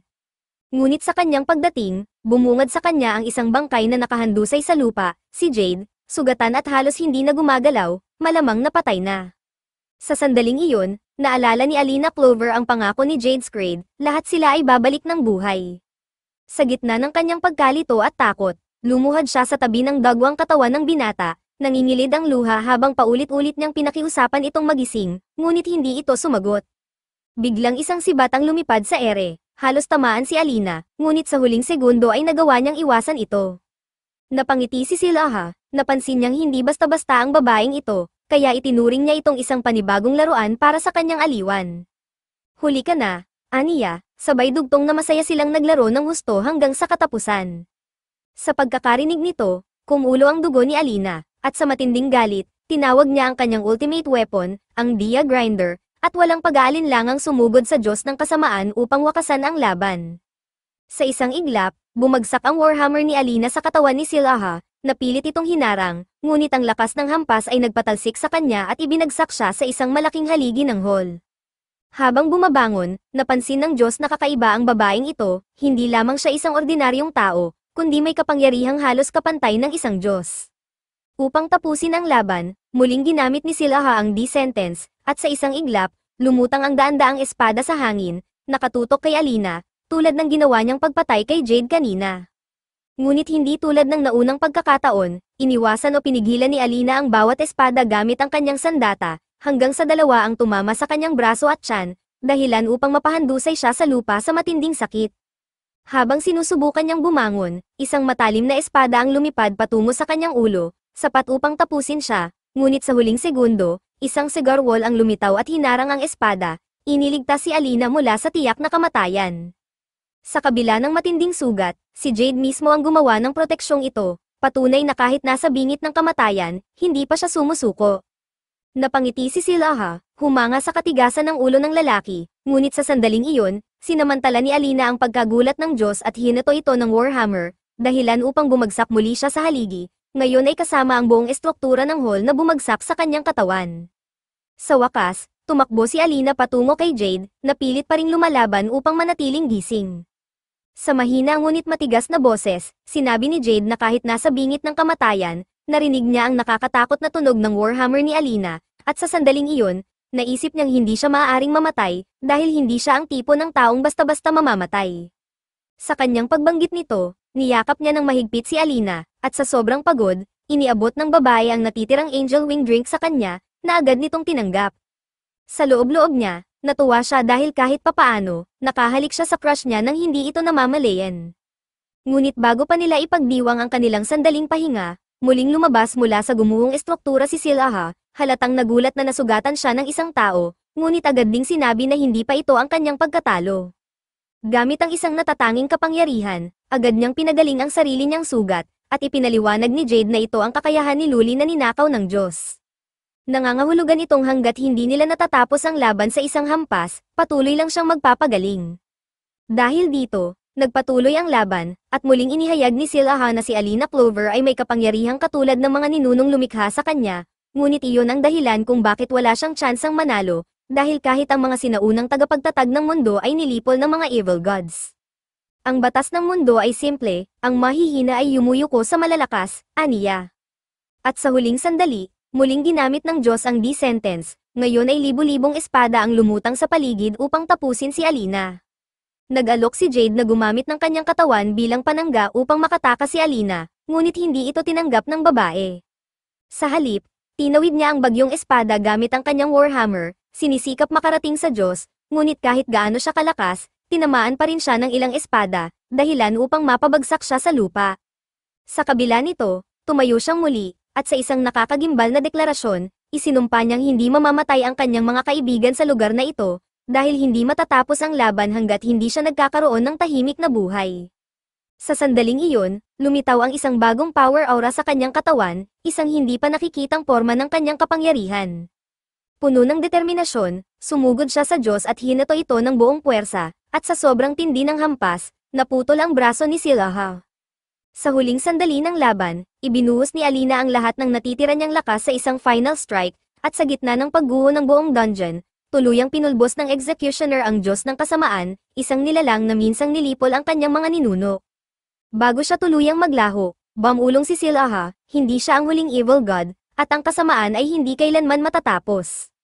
Ngunit bago pa niya matapos ang kanyang huling pangungusap, hindi na siya binigyan ng pagkakataon ni Alina, dahil para sa kanya, ang sinumang nagtutulak sa kanya sa overtime ay hindi karapat-dapat mabuhay. Matapos ang laban, natagpuan ng iba pang miyembro ng Silver Sword si Jade, sugatan ngunit buhay, at sa gitna ng kanilang tagumpay, itinuro niya ang lahat ng kredito kay Alina Clover. Ngunit sa halip na matuwa, nagreklamo ang babae, mas maraming trabaho ang naghihintay sa kanya dahil sa kaguluhang ito. Sa mga sumunod na araw, nakatuon si Luli sa pagpapagaling ng mga nasugatang miyembro ng Silver Sword, habang si Alina Clover, na buong akala niyang matatanggal siya sa trabaho kapag nadiskubre, ay ginulat ni Guildmaster Glenn ng ay pangako nitong mananatiling sikreto ang kanyang papel bilang executioner, salamat sa mga Sentinels. Dahil dito, nakabalik siya sa kanyang normal na buhay bilang isang secretary, ngunit isang bagay ang hindi nagbago, kailangan pa rin niyang mag-overtime. Sa isa na namang gabi ng walang katapusang trabaho, muli siyang nagreklamo tungkol sa haba ng oras ng pagtatrabaho, ngunit ngayon ay aminadong mahirap din talaga ang trabaho ng mga adventurers. Sa mismong sandaling iyon, dumating si Jade, naka-armsling pa rin, at inalok siyang tumulong sa trabaho. Ipinaliwanag niya na ang kanyang enerhiya ay epekto ng kalahating ininom niyang love potion mula kay Alina, isang bagay na agad namang sinampal siya ng babae nang marinig. Ngunit sa huli, tinanggap niya rin ang tulong ng lalaki, dahil ang gusto lang niya ay matapos ang lahat at makauwi. Kinabukasan, sa kanyang endless work journey, sa wakas ay natapos ni Alina ang kanyang mga gawain bago magtanghali, isang pambihirang pagkakataon para makapagpahinga at malasahan ang hamburger steak na kanyang dinala. Ngunit sa hindi inaasahang pangyayari, biglang sumugod ang isang walang pakialam na adventurer, buo ang kumpiyansa at nagsabing sakto lang ang dating niya para tanggapin ang isang urgent mission. Walang pakialam sa oras ng iba, pabirong tinanong pa niya si Alina kung okay lang na mahuli siya ng kaunti, dahil napakabait naman niya. Sa loob-loob niya, gusto na lang ni Alina na makitang mamatay ang lalaking ito sa isang mabagal at masakit na paraan, ngunit pinanatili niya ang kanyang broad employee smile at sumagot ng mahinahon. Ngunit lalo pang lumala ang sitwasyon nang iginiit ng adventurer na bilisan ni Alina ang proseso dahil kailangan pa niyang magtanghalian. Sa sandaling iyon, nawala ang kanyang kalmadong facade, ngunit mabilis siyang bumawi at muling ipinamukha ang kanyang trained receptionist smile, sinigurong aayusin niya agad ang request nito. Ilang minuto ang lumipas, at doon na sumabog ang sama ng loob ni Alina habang kinakain ang kanyang sandwich, hindi niya man lang na-enjoy ang pagkain na matagal niyang inasam. Napansin ni Leia ang galit sa mukha ng kanyang kaibigan at nagtanong kung bakit hindi niya nalang itinaboy ang adventurer, ngunit ipinaliwanag ni Alina na kung ginawa niya iyon, mas marami lang siyang trabaho, dahil tiyak na mag-aalboroto at gagawa ng eksena ang lalaki, na lalo lang magdadagdag sa kanyang stress.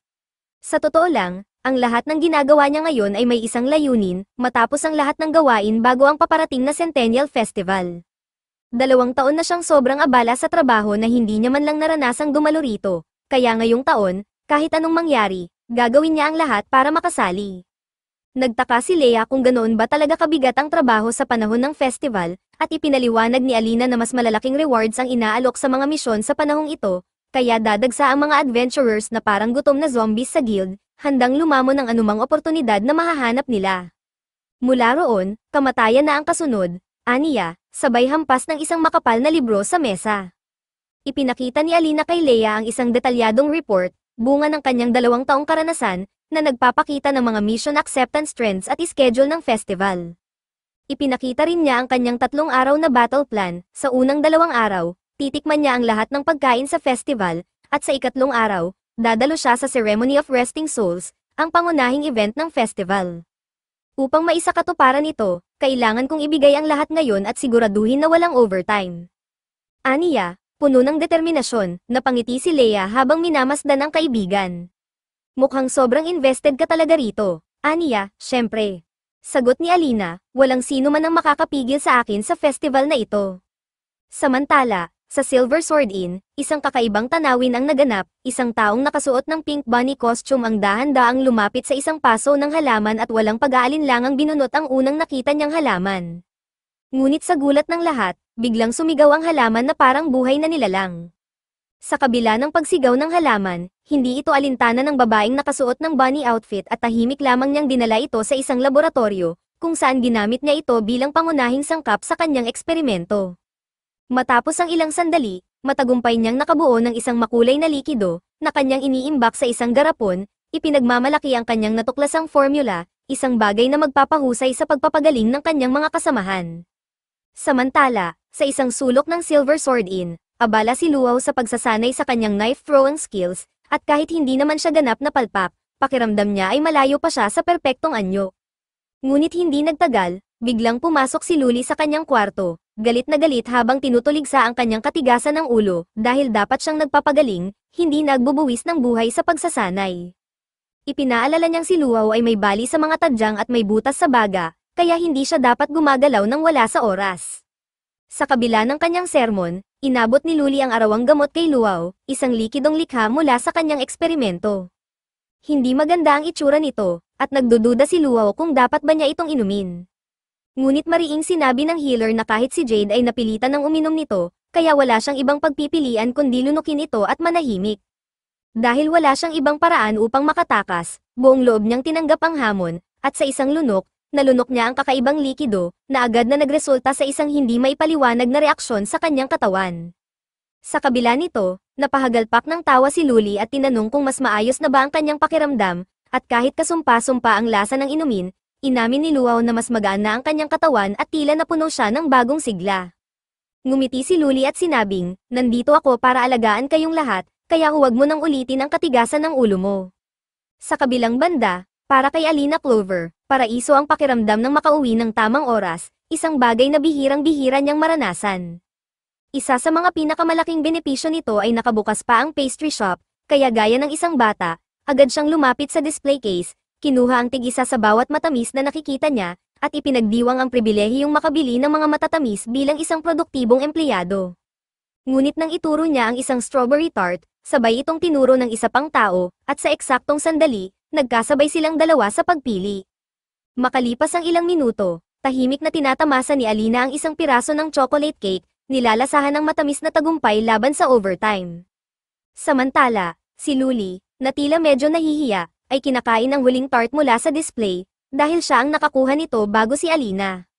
Ngunit, sa halip na magalit, ngumiti lang ang receptionist at tiniyak sa kanyang kaibigan na dapat niyang namnamin ang dessert na iyon na parang wala nang bukas, at walang dahilan upang humingi ng tawad sa ganitong sitwasyon. Habang ninanamnam ni Luli ang tart, tila ba natikman niya ang nectar ng mga Diyos, ang sagot sa lahat ng sakit ng lipunan, habang dahan-daang dumadaloy ang matamis na lasa pababa sa kanyang lalamunan. Sa sobrang kasiyahan, pabirong sinabi ng healer na naiintindihan na niya kung bakit sobrang patay na patay si Jade kay Alina. Agad namang nabilaukan si Alina sa kanyang kinakain, hindi inaasahan ang biglaang revelasyon na iyon. Upang mailihis ang usapan, nagtanong si Luli kung madalas ba siyang bumisita sa pastry shop na ito, at sinagot naman ni Alina na paminsan-minsan, dahil ito ang may pinakamagagandang matatamis sa buong Ifuro. Sumang-ayon si Luli at binanggit na si Luao ay diehard fan ng grape jelly ng tindahan, at pumunta lang siya rito upang makabili para sa kaibigan niyang nagpapagaling. Yan ang ugali ng isang tunay na healer, sagot ni Alina, ngunit minamaliit lang ito ni Luli, dahil sa kanyang pananaw, wala silang lahat sa mundong ito kung hindi dahil kay Alina Clover. Napahiya si Alina, agad siyang nagmakaawang itigil na ang papuri at tapusin na lang ang pagkain nila, muling binabalik ang masayang tono ng usapan. Pagkatapos nilang magpaalam sa isa't isa, hindi inaasahan ni Alina ang biglaang paglitaw ni Jade sa kanyang daanan pauwi. Gaya ng dati, bigla na lang itong lumitaw mula sa kung saan, at ipinaliwanag niyang nais lang niyang samahan si Alina pauwi bilang pasasalamat sa pagbibigay ng oras kay Luli. Naiinis, agad siyang nagtanong kung sinusubaybayan ba siya ng lalaking ito, ngunit tumawa lang si Jade at sinabing nagulat lang siya na hindi man lang siya pinuntahan ni Alina upang bisitahin. Sinagot siya ni Alina ng may inis, at bakit ko aaksayahin ang mahalagang oras ko para gawin yan. Sa halip na sumuko, ipinaliwanag ni Jade na pakiramdam niya ay masyadong tahimik ang mansyon simula nang umalis si Alina, kaya't kahit papaano, nangungulila siya sa presensya nito. Ngunit agad namang pinaalala ni Alina na mas gusto niya ang sarili niyang tahanan, bagamat pinapahalagahan niya ang tulong ng boarding house sa pagpapaayos ng kanyang bahay. Naiinis si Jade, sinabing dumaan na sila sa buhay at kamatayang laban, pero bakit parang itinuturing pa rin ni Alina na wala lang iyon? Ngunit ayon kay Alina, pareho lang silang nasa parehong lugar at oras, wala nang iba pang kahulugan iyon.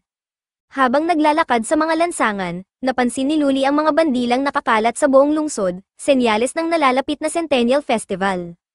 Ang tanging gusto lang niya ay maranasan ang festival kasama ang kanyang mga kasamahan sa guild, ngunit sa hindi kalayuan, isang misteryosong lalaki ang gumagalaw sa loob ng mga anino, tahimik na sinusubaybayan ang kanyang mga hakbang.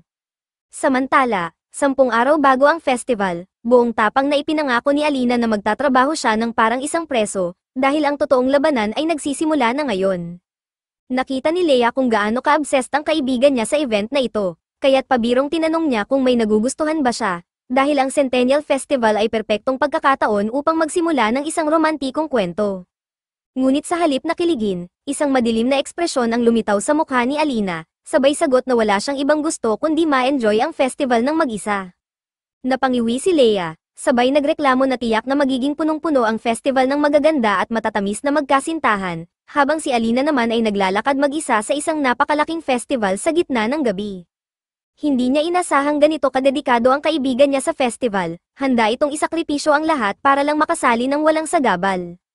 Ngunit sa halip na suportahan siya, bigla na lang siyang napaiyak, sinabing hindi niya masasamahan ng kaibigan, dahil siya mismo ay may date, at isang napakagwapong lalaki ang makakasama niya.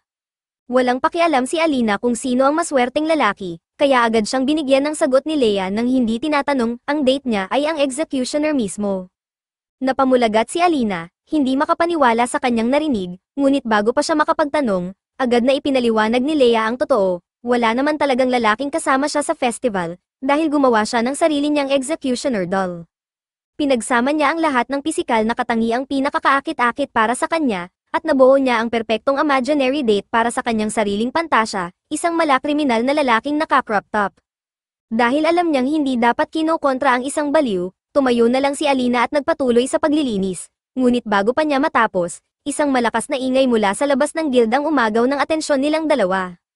Paglabas nila, isang hindi mabilang na dami ng mga adventurers ang nag-uunahan, nagbabanggaan, at nagkakagulo sa harapan ng guild, lahat ay gustong makapasok ng una.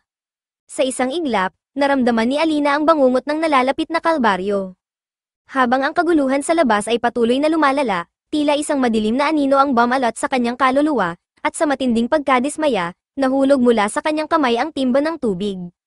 Dahan-dahan niyang inangat ang kanyang tingin sa langit, napagtanto na ito na ang simula ng pinakamasahol na laban sa kanyang buhay. Sa dami ng trabaho, halos wala ng lakas si Alina Clover, isang walang katapusang tambak ng papeles ang patuloy na sumisira sa kanyang pangarap na makauwi sa oras. Napansin ni Leia na tila galing sa kung saan-saan ang napakaraming adventurer, kahit hindi pa naman panahon ng bonus season. Sa puntong iyon, wala nang ibang paraan si Alina kundi gumamit ng isang matinding hakbang upang maibalik ang normal na sitwasyon. Samantala, sa isang madilim na dungeon, isang rookie adventurer na nagngangalang Syel ang kasalukuyang sumasailalim sa kanyang unang training mission bilang bagong kasapi ng Silver Sword. Sa hindi matatawarang liksi, tumakbo siya patungo sa isang dambuhalang werewolf at tinaga ito ng buong puwersa gamit ang kanyang two-handed sword, dahilan upang umungol ito sa sakit mula sa sugat sa dibdib.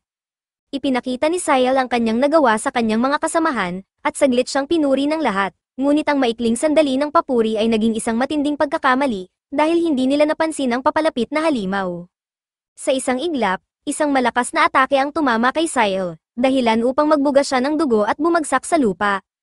Mabilis na tumakbo si Luli upang tulungan siya, ngunit sa sandaling makita niya ang malubhang kalagayan ng kanyang kasamahan, biglang bumalik sa kanyang alaala ang mga dati niyang nasaksihang kasamahan na may katulad na kondisyon, mga hindi na niya nailigtas noon.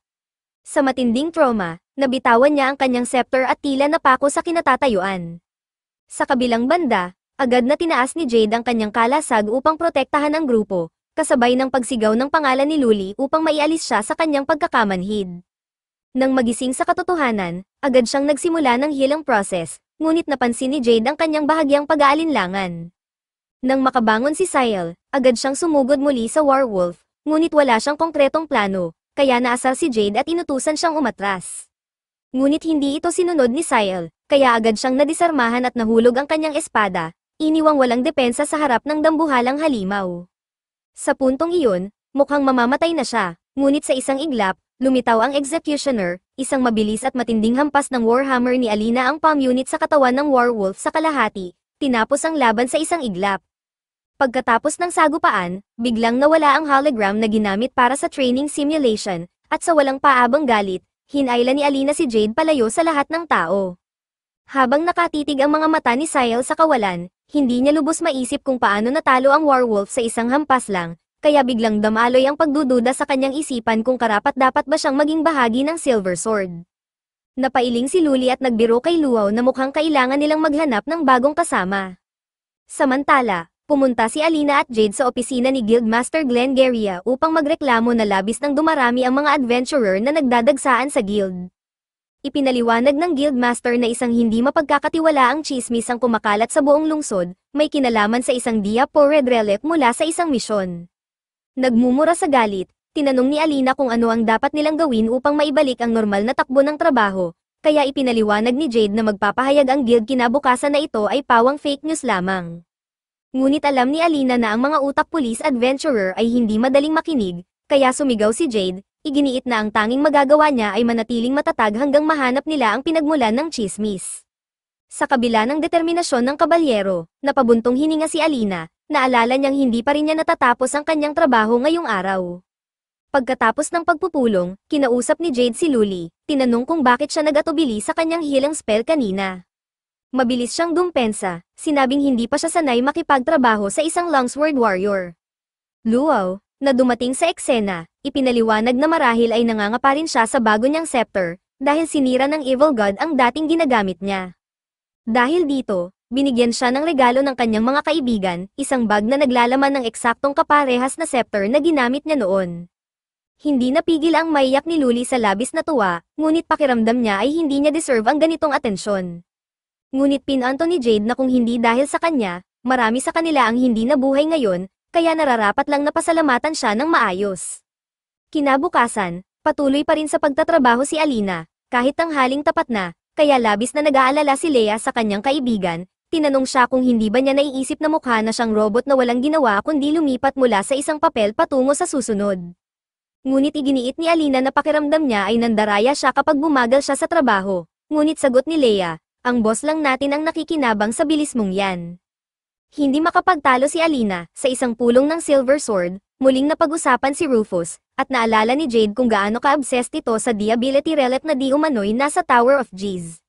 Ngunit ang bagay na iyon ay hindi naman pala totoo, at dahil sa chismis, isang masamang Diyos ang muling nabuhay. Dahil kailangang kumain ng kaluluwa ang mga evil gods upang mabuhay, napagtanto nila na ang taong nagpakalat ng chismis ay sadyang gumagawa ng paraan upang akitin ang mga adventurer sa dungeon upang maging pagkain ng Diyos. Biglang dumating si Alina, at sa kanyang pangkaraniwang irritable tono, tinanong niya kung bakit nagtipon ang lahat ng siraulo sa isang lugar. Ipinaliwanag ni Glenn na hindi nila maaaring talakayin ang sensitibong usapin sa headquarters, dahil maaaring may nakikinig sa kanila. Ngunit nagbigay ng magandang balita si Jade, nahanap na ng mga investigador ang pinagmulan ng chismis. Ngunit para kay Alina, wala siyang pakialam sa masalimuot na usapan, gusto lang niyang matapos ang gulong ito sa lalong madaling panahon, upang sa wakas ay ma-enjoy niya ang Centennial Festival. Kinagabihan, habang patuloy sa kanyang trabaho, inalok siya ni Jade ng tulong, ngunit may kapalit, dapat siyang sumama sa kanya sa Centennial Festival, agad siyang tumanggi, ngunit nang mapagtanto niyang hindi niya matatapos ang backlog kahit anong gawin niya, napilitan siyang pumayag, kahit na ang buong mukha niya ay punong-puno ng pagkasuklim, sa huli, ang mahalaga lang ay matatapos niya ang backlog na ito, kahit na buhay niya pa ang maging kapalit.